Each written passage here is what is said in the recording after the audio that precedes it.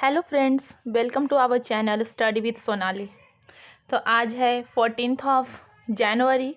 तो आज हम 13th और 14th दोनों का करंट अफेयर्स का सेशन लेकर के आए हैं। तो हम पहला क्वेश्चन को लेते हैं। नेशनल रोड सेफ्टी वीक, राष्ट्रीय सड़क सुरक्षा सप्ताह, यह अभी अभी सेलिब्रेट किया गया है। कब से? 11th ऑफ जनवरी से 17 जनवरी तक चलेगा।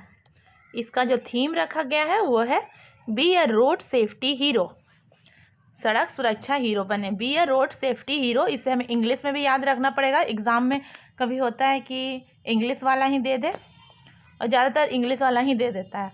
तो हमें याद रखना है theme be a road safety hero. Next question,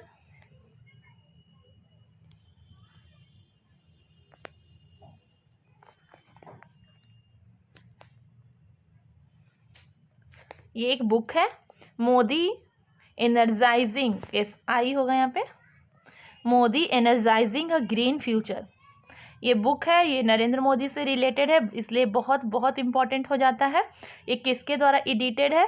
ये ऑथर या रिटन बाय हम नहीं बोल सकते, क्योंकि ये बुक किसी के द्वारा अपना व्यू नहीं रखा गया है। ये चारों तरफ से व्यूज़ को उठा करके कलेक्ट करके जो जो रियल में हुआ है वो सब जमा करके कलेक्ट करके इन्फॉर्मेशन को ये बुक लिखा गया है, इसलिए ये एडिटेड बाय है अनिर्बन गांगुली, विवेक डेब्रॉय एंड आर.के. पंचनंदा। अनिर्बन गांगुली, विवेक डेब्रॉय एंड आर.के. पंचनंदा ने मिलकर के इस बुक को एडिट किया है। कौन सा? मोदी एनर्जाइजिंग अ ग्रीन फ्यूचर। और इसे लॉन्च कौन किए हैं? लॉन्च किए हैं भूपेंद्र यादव, हमारे यूनियन मिनिस्टर है भूपेंद्र यादव, ये लॉन्च किए हैं ये बुक को। देन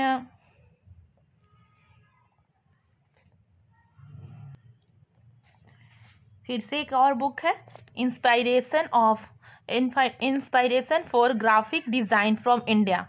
ये किसके द्वारा लिखा गया है? ये जया जेटली और डिम्पल भल दोनों ने मिलकर लिखा। मेन इनका कंट्रीब्यूशन है जया जेटली का, और इन्हें सपोर्ट की है डिम्पल भल इस बुक को बनाने में, लिखने में। कौन सा?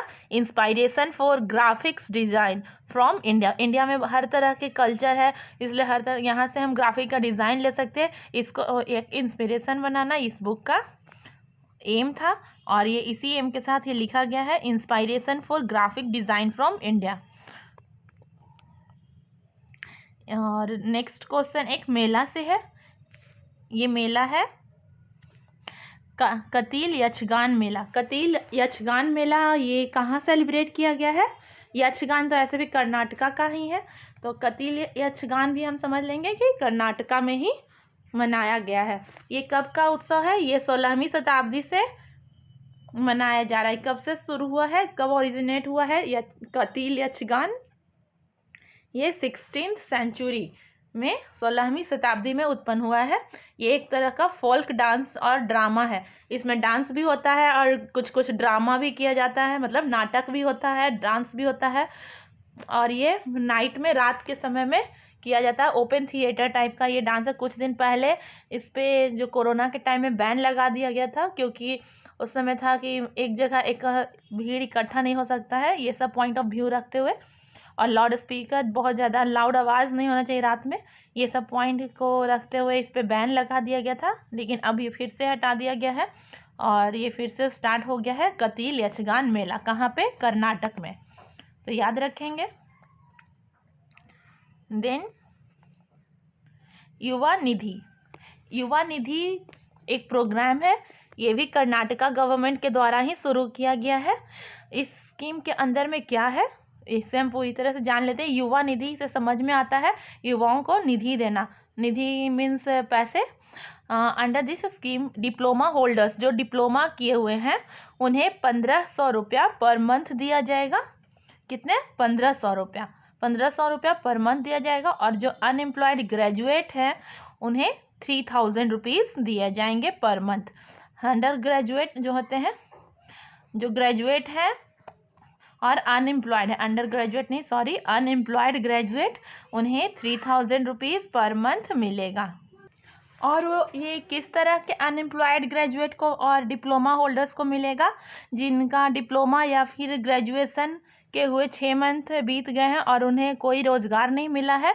उसी तरह की, ये नहीं कि साल भर 2 साल पुराने ग्रेजुएट हैं तो और वो बैठे हुए हैं तो उन्हें ये पैसा ये दिया जाएगा, ऐसा नहीं है। ये अंडर 6 मंथ्स ओनली, जो 6 महीने के अंदर तक 6 महीने तक के ही बेरोजगार जो है 6 महीने तक उन्हें ही ये राशि प्रदान किए जाएंगे। और ये स्कीम कितने दिनों तक चलेगा? ये नहीं कि अगले जॉब लगने तक, ये स्कीम चलेगा मात्र 2 ईयर्स। ये अच्छा टाइम है, इतने में जिसे सेटल होना है हो जाएंगे। और ये तब तक ये स्टिपेंड की तरह ही बहुत हेल्प करेगा। ये 1500 rupees for diploma holders and 3000 rupees for unemployed graduates. ठीक है, नेक्स्ट वन ये है development project inaugurated by PM Modi. PM Modi के द्वारा क्या विकास परियोजना का उद्घाटन किया गया है? कहाँ किया गया? महाराष्ट्र में ऑन ओकेजन ऑफ, किसके ओकेजन पे? नेशनल यूथ डे के।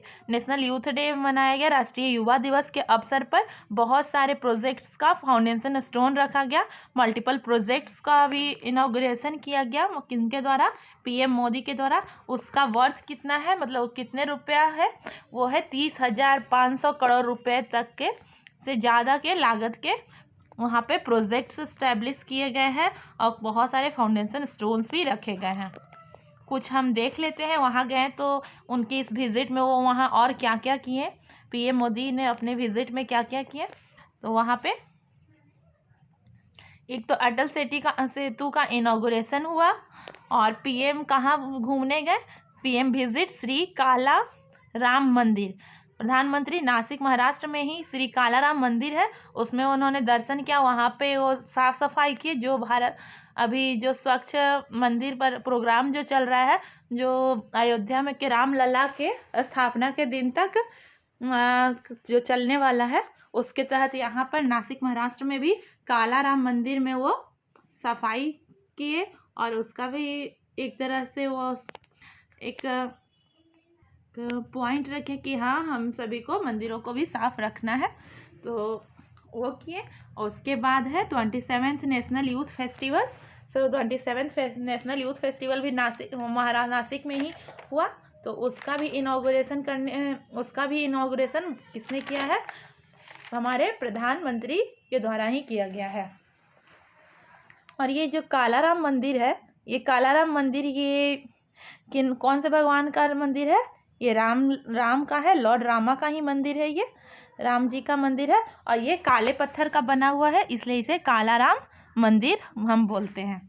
ठीक है, तो नेक्स्ट क्वेश्चन, करबी यूथ फेस्टिवल, ये भी एक फेस्टिवल का ही क्वेश्चन है। करबी यूथ फेस्टिवल ये कौन सा एडिशन, कहाँ मनाया जा रहा है? तो ये असम में मनाया जा रहा है। करबी यूथ फेस्टिवल असम में मनाया जा रहा है। ये 50वां एडिशन है इसका। और ये कब से कब तक चलेगा? ये 12 जनवरी को शुरू हो गया है, जो 19 जनवरी तक चलेगा।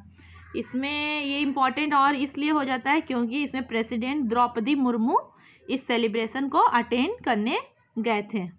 वही है करबी युवा महोत्सव, 50वां संस्करण है ये इसका। ये 12 जनवरी से लेकर के 19 जनवरी तक चलेगा। और कहाँ पे ये हुआ है? तो याद रखेंगे कि असम में हुआ है।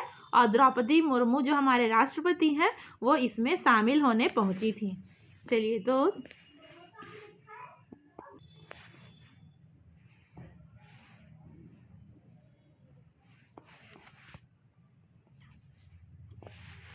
नेक्स्ट क्वेश्चन है Sheelvardhan Singh. Sheelvardhan Singh has been appointed as member of UPSC. UPSC के एक सदस्य के रूप में किनका नियुक्ति हुआ है? सीलवर्धन सिंह किनका नियुक्ति हुआ है। यूपीएससी में टोटल 11 मेंबर होते हैं, जिसमें से 10 मेंबर्स होते हैं और एक जो होते हैं वो चेयरमैन होते हैं। ठीक है, तो यूपीएससी में अभी एक मेंबर के रूप में किसे नियुक्त किया गया है? वो है सीलवर्धन सिंह को नियुक्त किया गया है। तो थोड़ा यूपीएससी के बारे में जान ले। पहले तो इस सीलवर्धन सिंह जिस पोजीशन पे है मेंबर ऑफ यूपीएससी, उसका कार्यकाल कितना होता है? इसमें 6 वर्ष होता है, 6 साल या 65 वर्ष, जो भी पहले हो वो। अगर 65 वर्ष के इसका मतलब ये होता है कि अगर 62 ईयर्स में अगर ज्वाइन करते हैं वो, तो वो मात्र 3 ईयर्स तक ही काम करेंगे, क्योंकि 65 वर्ष उनका कंप्लीट हो जाएगा। नहीं तो अगर वो कम एज के हैं तो वो 6 ईयर्स तक के टेन्योर तक काम करेंगे, पूरा टेन्योर काम करेंगे। उसके बाद ये मेंबर्स का अपॉइंटमेंट कौन करता है, इनकी नियुक्ति कौन करता है, तो वो राष्ट्रपति के द्वारा नियुक्त होते हैं। और ये नियुक्ति और इनका कार्यकाल के बारे में किस आर्टिकल में बताया गया है, तो आर्टिकल है 316। आर्टिकल कौन सा है, 316 आर्टिकल में अध्यक्ष की नियुक्ति और कार्यकाल प्रदान करने का जो नियम है वो मेंशन किया गया है। तो हम थोड़ा यूपीएससी का देख लेते हैं। यूपीएससी का कब इस्टेब्लिश किया गया, तो ये किया गया था 26 अक्टूबर को, 26 अक्टूबर 1950 में, 26 अक्टूबर 1950 को यूपीएससी का इस्टेब्लिशमेंट किया गया था। इसके अभी चेयरमैन कौन है, तो इसके चेयरमैन है मनोज सोनी जो है वो अभी यूपीएससी के चेयरमैन हैं। देन नेक्स्ट क्वेश्चन पे हम चलते हैं। ये एक एक्सरसाइज है, एक कॉरपोरेशन काइजेन कॉरपोरेशन है। ये किनके बीच में मनाया जाता है, काइजेन जो है वो बताना है। तो ये इंडिया और जापान के बीच में ऑर्गेनाइज किया जाता है। काइजेन एक्सरसाइज है। ये 2024 में स्टार्ट किया गया है। किसके बीच में, इंडिया और जापान के बीच में। कहाँ पे किया गया है, तो वो चेन्नई पोर्ट पे इंडिया एंड जापान के बीच में काइजेन कॉरपोरेशन को स्टार्ट किया गया है। ये Indian coast guard and Japan coast guard, भारतीय तटरक्षक बल और जापान के तटरक्षक बल के बीच में ये कॉरपोरेशन जो है ये ऑर्गेनाइज किया गया है। और कुछ और हम इंडिया और जापान के बीच और भी कुछ एक्सरसाइजेज होते हैं, जिसमें से बहुत इम्पोर्टेंट है एक, वो है धर्म गार्जियन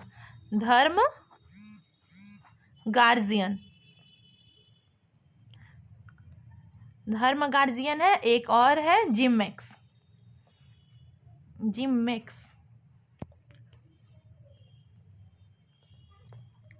धर्म गार्जियन और जिममेक्स याद रखेंगे, ये बहुत ही इम्पोर्टेंट है। और एक काइजेन भी इंडिया और जापान के कोस्ट गार्ड के बीच में हुआ है, चेन्नई में हुआ है, और भारतीय तटरक्षक बल और जापान के तटरक्षक बल के बीच में आयोजित हुआ है। तो हमारा ये क्वेश्चन भी कंप्लीट हो जाता है। अब एक और फेस्टिवल का क्वेश्चन है। इसमें जितने भी क्वेश्चन हमने असेंबल किया है वो सारे के सारे इम्पोर्टेंट है। झूठ मूठ का जो लेंदी जाता है वीडियो, मैं उस तरह का वीडियो नहीं बनाती हूँ। बस जो बहुत ही इम्पोर्टेंट है और टू द पॉइंट करके एकदम लिखे है। इसमें ज़्यादा वर्ड्स का भी यूज़ करके नहीं लिखा है कि बच्चे पढ़ने में बोरियत लगे तो लंबा लाइन्स है। तो हम डायरेक्ट ही जो ज़रूरत है, जो एग्ज़ाम में पूछता है और बीपीएससी में पूछता है, डिटेल पूछता है किसी भी क्वेश्चन, जैसे कैमल फेस्टिवल है तो इसके बारे में डिटेल में पूछता है। तो इसके बारे में जितना कुछ निकल सकता है वो हम यहाँ पर लेकर आ रहे हैं। हर एक पॉइंट के पीछे का पूरा जितना भी डिटेल्स पॉसिबल है हम उतना लेकर आ रहे हैं। तो चलिए हम कैमल फेस्टिवल को देखते हैं। ये 2024 में कहाँ मनाया गया, ये बीकानेर राजस्थान में मनाया गया। एक और होता है डेजर्ट फेस्टिवल। क्या होता है, डेजर्ट फेस्टिवल। ये होता है, ये भी राजस्थान का ही है, लेकिन ये होता है कहाँ, जैसलमेर में होता है। और कैमल फेस्टिवल बीकानेर में। ये हमें याद रखना है, इसमें कंफ्यूज नहीं होना चाहिए क्योंकि कैमल भी राजस्थान से है, डेजर्ट भी राजस्थान से है।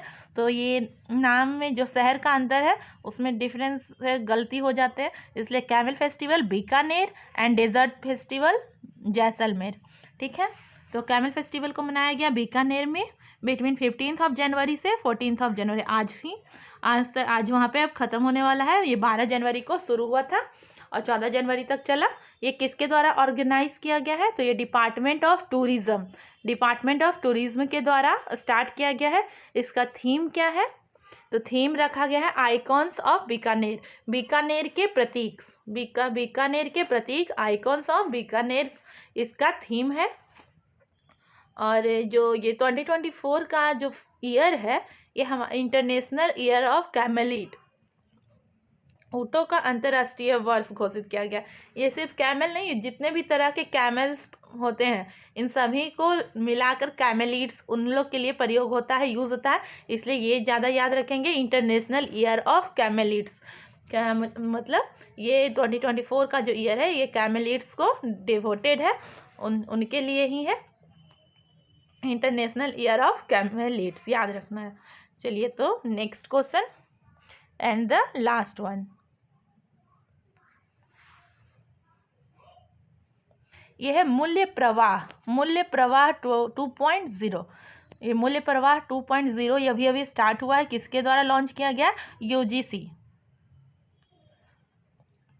ये यूजीसी के द्वारा हमारा जो यूनिवर्सिटी ग्रांट कमीशन है उसके द्वारा शुरू किया गया है। क्या? मूल्य प्रवाह। इसमें हमारा मूल्य, हमारा इथिक के बारे में, मूल्य पैसा नहीं सोचेंगे, ये मूल्य है हमारा जो इथिकल वैल्यूज़ है, जो इथिक्स है, जो संस्कार होते हैं, वो सब से ये डिराइव किया गया है मूल्य प्रवाह 2.0।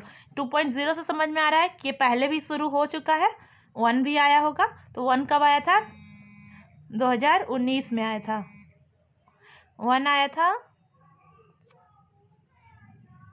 2019 में, और अभी 2024 में आया है मूल्य प्रवाह 2.0 for ethical education in India and increase in human values and professional ethics.